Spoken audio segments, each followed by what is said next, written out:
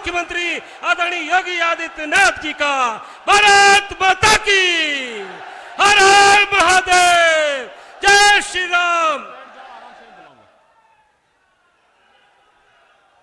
भारत माता की, भारत माता की, भारत माता की, गंगे मैया की, गंगे मैया की, वंदे वंदे वंदे। शाहजहांपुर के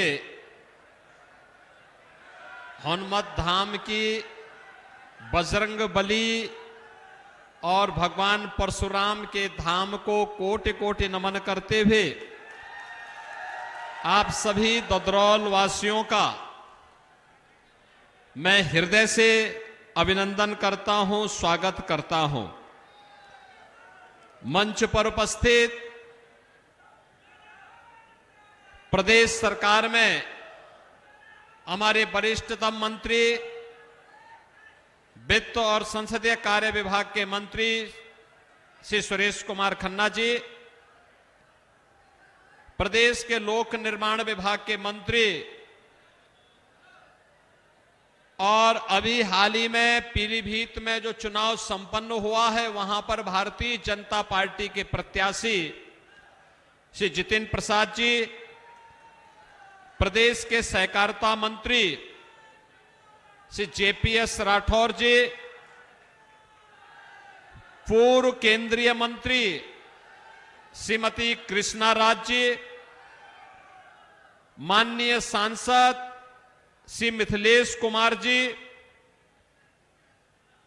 इस क्षेत्र के लोकप्रिय सांसद और भारतीय जनता पार्टी के प्रत्याशी श्री अरुण कुमार सागर जी,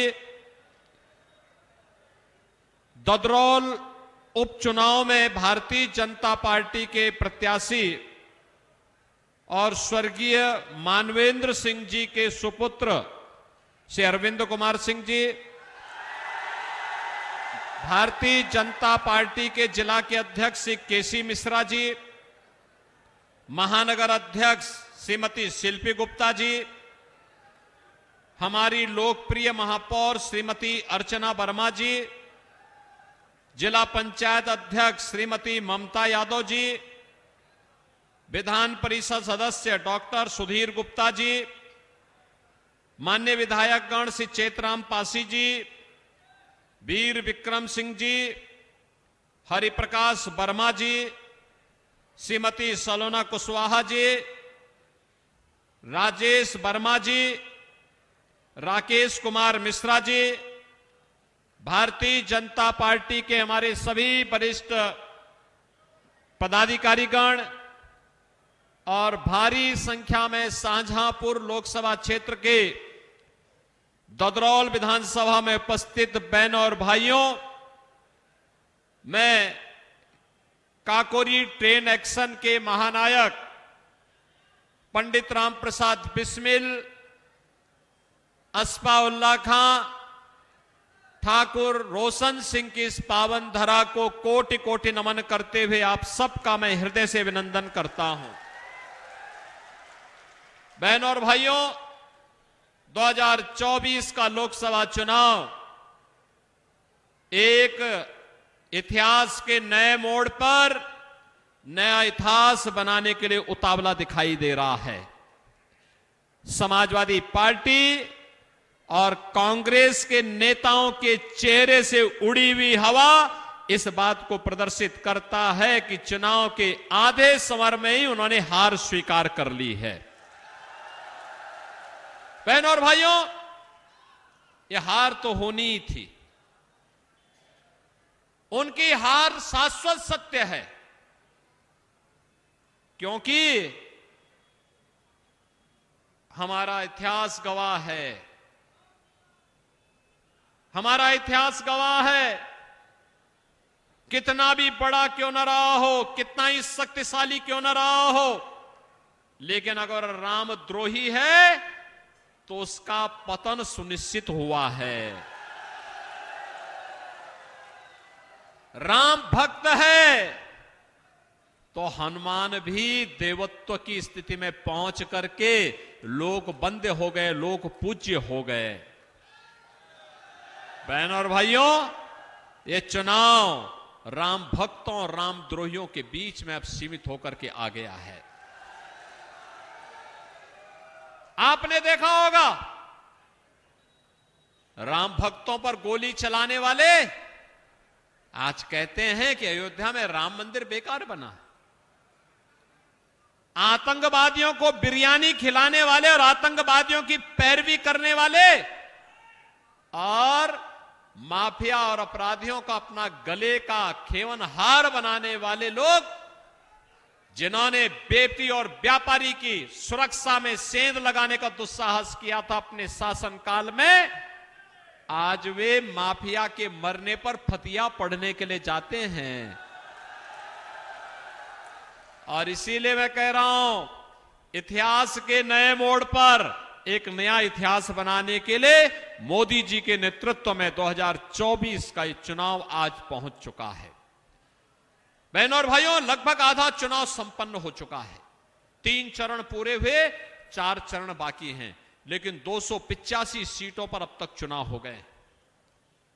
285 सीट पर चुनाव का मतलब अब की बार आधी मंजिल पूरी कर ली और फिर एक बार मोदी सरकार। तो मोदी सरकार के लिए ही आपसे अपील करने के लिए हम लोग आए हैं। और ददरौल में तो मेरा आना इसलिए भी हुआ है, एक और कारण से हुआ है। लेकिन बहनों और भाइयों, आपने बदलते हुए भारत को भी देखा है और बदलते हुए उत्तर प्रदेश को भी देखा है। दोनों आपके सामने है। 2014 के पहले का भारत, दुनिया में सम्मान नहीं था, सुरक्षा तार तार थी, आतंकवाद और नक्सलवाद सिर चढ़ करके बोल रहा था, विकास के कार्य ठप पड़े थे, भ्रष्टाचार चरम पर था और गरीब कल्याणकारी योजनाओं का लाभ गरीबों को नहीं मिल पाता था। 2014 के बाद का भारत, दुनिया के अंदर सम्मान बढ़ा है, देश की सीमाएं सुरक्षित हुई हैं, आतंकवाद और नक्सलवाद पूरी तरह नियंत्रित हुआ है, विकास के कार्य तेजी के साथ दौड़ रहे हैं, जिसमें आपके शाहजहांपुर में भी मेडिकल कॉलेज का निर्माण हुआ है। Highway, railway, expressway, IIT, IIM, AIIMS, triple IT, NIT, world class university, 1 district 1 medical college, हर घर नल की योजना और एक्सप्रेसवे कैसे होना चाहिए। अभी मैं फर्रुखाबाद से आ रहा हूं। फर्रुखाबाद 2 वर्ष पहले मैं गया था। फर्रुखाबाद में एक बैनर लगा था और बैनर था कि फर्रुखाबादी चूसे गन्ना, एक्सप्रेसवे ले गए खन्ना। अबे हमने पूछा ये सब क्यों लगाया है? कहा खन्ना जी हमारे प्रभारी मंत्री हैं और एक्सप्रेसवे शाहजहांपुर लेके चले गए हैं। मैंने कहा आप चिंता मत करो, शाहजहांपुर से ही मैं आपके लिए फिर से एक एक्सप्रेसवे का लिंक दूंगा जो फर्रुखाबाद होते हुए लखनऊ एक्सप्रेसवे को भी जोड़ देगा। तो आपको तो डबल लाभ हो गया, आपको डबल लाभ हो गया। दिल्ली जाने के लिए भी मेरठ प्रयागराज एक्सप्रेसवे, और अगर आपको यहां से सीधे आगरा की तरफ जाना हो तो यही एक्सप्रेसवे आपको एक नया वो दे देगा।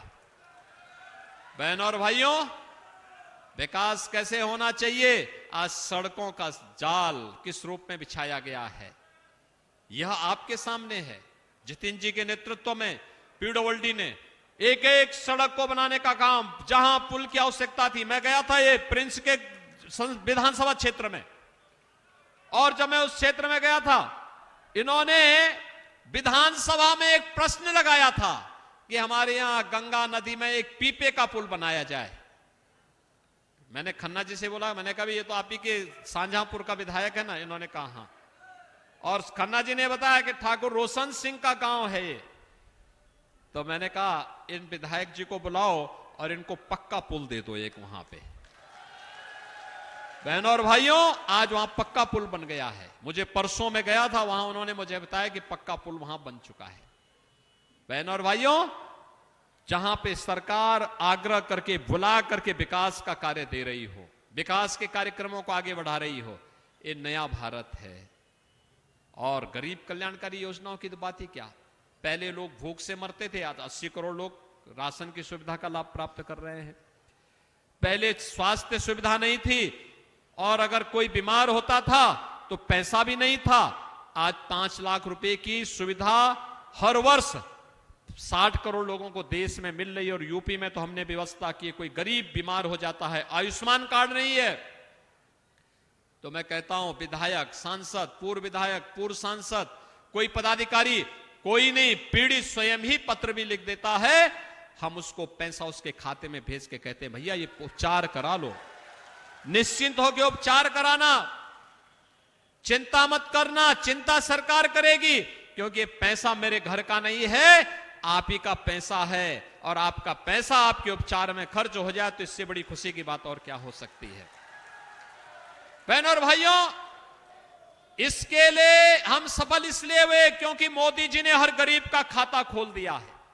जनधन अकाउंट, पैसा सीधे गरीब के खाते में जाता है। बहनों और भाइयों, किसान को किसान सम्मान निधि, गरीब के घर में शौचालय, हर गरीब के घर में रसोई गैस का सिलेंडर, हर गरीब को मकान मिल गया, हर गरीब के घर में बिजली का कनेक्शन मिल गया। और सहकारिता के माध्यम से आर्थिक स्वावलंबन का मार्ग भी यही शाहजहांपुर से जेपीएस राठौर भी उस कार्यक्रम को आगे बढ़ा रहे हैं। बहनों और भाइयों, एक साथ कैसे विकास के कार्यक्रम आगे होने और गरीब कल्याण योजनाएं कैसे बढ़ सकती हैं, यह तो चल ही रहा है, साथ साथ ये भी चल रहा है कैसे हम लोग हर एक व्यक्ति को सुरक्षा का बेहतर माहौल दे सके। आपने पिछले 7 वर्ष में यूपी में कहीं दंगे का नाम सुना है क्या? आज दंगा नहीं होता है। कर्फ्यू का नाम सुना है यूपी में? अब कर्फ्यू नहीं लगता है, अब तो कावड़ यात्रा निकलती है धूम धड़ाके के साथ में। बहनों और भाइयों, अब तो माफिया और अपराधी अपने गले में तख्ती लटका करके चलते हैं, कहते हैं कि एक बार बस जान बकस दो, हम ठेला लगा करके परिवार का पेट भर देंगे, किसी से रंगदारी नहीं वसूली करेंगे। बहनों और भाइयों, ये इसलिए जिससे हमारे नौजवान के हाथ में तमंचा नहीं बल्कि टैबलेट आए और स्मार्ट यूथ के रूप में दुनिया को नेतृत्व दे सके। ये माहौल इसलिए जिससे हर बेटी सुरक्षित हो सके, ये इसलिए हर अन्नदाता किसान खुशहाल हो सके, हर व्यापारी को अपने व्यापार को आगे बढ़ाने का अवसर प्राप्त हो सके, इसके लिए सरकार काम कर रही है। बहनों और भाइयों, ये भी है और आपकी विरासत का सम्मान। विरासत का सम्मान क्या होता है? यही है, अयोध्या में रामलला का भव्य मंदिर बन गया है, ये राम भक्ति बना सकते थे। काशी में काशी विश्वनाथ धाम बन गया है और शाहजहांपुर में हनुमत धाम भी, वहां पे रोपवे जाने जा रहा है, परशुराम धाम भी, और साथ साथ यहां पर पंडित राम प्रसाद बिस्मिल, अस्फाउल्लाह खां, ठाकुर रोशन सिंह का भव्य म्यूजियम और स्मारक भी शाहजहांपुर में बन गया है। बहनों और भाइयों, यह है विरासत के प्रति सम्मान। जिन लोगों ने अपने स्वयं के पूर्वजों को जो धक्का देके बाहर करते हो, उन लोगों से विरासत के सम्मान की बात बेमानी है। और मैं आपसे यही कहने के लिए आया हूं, भारतीय जनता पार्टी विरासत और विकास दोनों को एक साथ जोड़ करके भारत को दुनिया की सबसे बड़ी ताकत के रूप में स्थापित करना चाहती है। और इसके लिए ये जो काम है, जो परिवर्तन हुआ है, ये मोदी जी का चमत्कारिक यशस्वी नेतृत्व है। और इसीलिए 2024 का ये चुनाव इतिहास के जिस मोड़ पर खड़ा हो चुका है वह नया इतिहास बना करके रहेगा। और उस नए इतिहास के लिए आपका आह्वान करने के लिए आज मैं आपके बीच आया हूं। बहनों और भाइयों, से अरुण कुमार सागर को लोकसभा चुनाव में आपका आशीर्वाद प्राप्त होगा, यह तो मुझे पक्का तय है कि आप अपना आशीर्वाद देंगे। लेकिन ददरौल में अरुण कुमार सागर के साथ ही स्वर्गीय मानवेंद्र सिंह जी की इस विरासत को से अरविंद कुमार सिंह को भारतीय जनता पार्टी ने प्रत्याशी बनाकर के उतारा है। राजनीति का ऐसा शांत, ऐसा उदार, ऐसा सहृदय और ऐसा चेहरा जो सौम्य हो, हर एक व्यक्ति को जोड़ने की सामर्थ्य रखता हो, किसी के साथ कोई राग द्वेष नहीं, किसी के प्रति किसी प्रकार का कोई गलत व्यवहार नहीं। सचमुच हम लोगों का अंतःकरण रोया था जब हम लोगों को, मुझे तो पहले जानकारी मिली कि मानवेंद्र सिंह जी अस्वस्थ हैं। मैंने फोन किया, वे दिल्ली उपचार करने के लिए हॉस्पिटल में थे। मैंने उनसे हालचाल पूछा, मैंने कहा तबियत कैसी है? उन्होंने कहा पहले से कुछ आराम तो है लेकिन बिगड़ गई थी तबियत। फिर थोड़ी सी राहत मिली, लखनऊ वे मिलने के लिए आए। लेकिन बहनों और भाइयों, किसी को नहीं पता था कि असमय चले जाए, असमय चले जाए। एक ही चिंता थी उनकी, केवल और केवल ददरौल और शाहजहांपुर के विकास के कार्यक्रमों को आगे बढ़ा ले। और पूरी सम्मान और श्रद्धा का भाव रखते थे हर व्यक्ति के प्रति।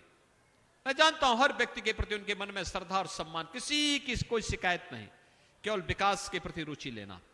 और बहनों और भाइयों, इस समृद्ध विरासत को आज आगे बढ़ाने के लिए भारतीय जनता पार्टी ने श्री अरविंद कुमार सिंह को कमल चुनाव चिन्ह पर विधानसभा उपचुनाव में आपके बीच उतारा है।